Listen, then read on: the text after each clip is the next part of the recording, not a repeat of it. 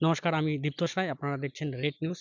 আমরা আছি আজকে রাজ্যসভার সাংসদ নগেন রায় ওরফে অনন্ত মহারাজের বাড়ির সামনে। আমরা এক্সক্লুসিভ সাক্ষাৎকার আজকে নিতে চলেছি তার বাড়িতে। কাটো হো গয়া। নমস্কার, আমি দীপ্তোষ রায়। আজকে উপস্থিত আছি নগেন রায় ওরফে অনন্ত মহারাজের বাড়িতে। আমরা এক্সক্লুসিভ সাক্ষাৎকার নিতে চলেছি আজকে। আমি একটু স্যারের কাছে একটু কথা বলবো যে বর্তমান 4 তারিখ ভোটের রেজাল্ট, এই বিষয়ে কি বলবেন আপনি? আ ভোট এখনো তো বাকি আছে। হুম? তারপর দিকে ভোটের রেজাল্ট বিজেপির ফেভারে হবে, এনডিএর ফেভারে হবে বলে আমি মনে করি। আর জনতা জনার্দন অবশ্যই বিজেপিকে আশীর্বাদ করেছে। বিজেপি সরকার গড়তে যাচ্ছে। এটা আমার বিশ্বাস। এদিকে তৃণমূল কংগ্রেস বলছে ওরা নাকি 1 লক্ষ ভোটে বেশি জিতবে। এই বিষয়ে কি বলবেন? সবারই তো সবার ধারণা আছে, সবারই ক্যালকুলেটর মারে। তাদের ক্যালকুলেশনে হয়তো তারা জিততে পারে, সেটা আমি কি করে বলবো। কিন্তু আমি এটা বুঝি যে জনতা জনার্দন যাকে আহ, আশীর্বাদ করে সে জিতবে। আলাদা রাজ্য নিয়ে কি বলবেন আপনি? আলাদা রাজ্য তো এখানকার মানুষের মৌলিক অধিকার, যেটা তো আলাদা রাজ্য ছিল, আলাদা রাষ্ট্র ছিল, পরে রাজ্য হলো।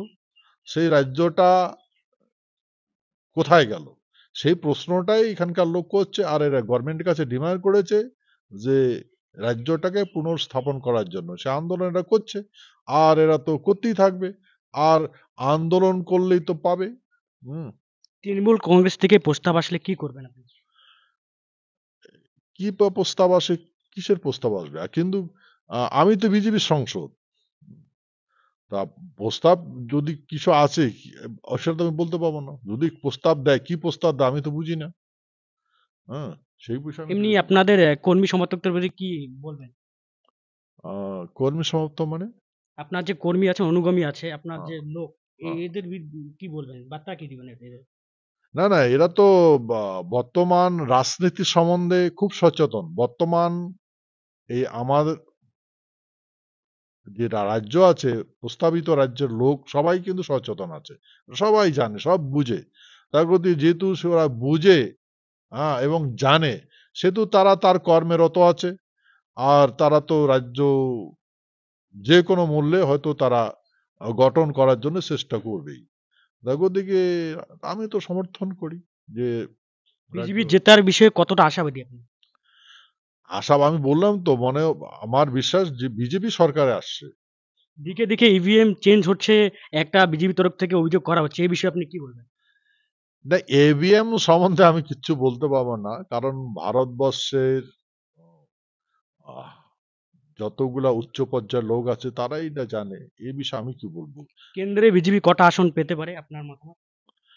আমার মনে হয় আহ, সরকার বানাচ্ছে, কত পাবে জানবো না। ইন্ডিয়ার যে জোট আছে এর পক্ষে কি বলবেন?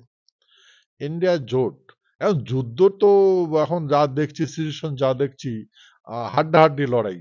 কিন্তু আর লড়াই ভিতরে বিজেপি সরকার গঠন করবে।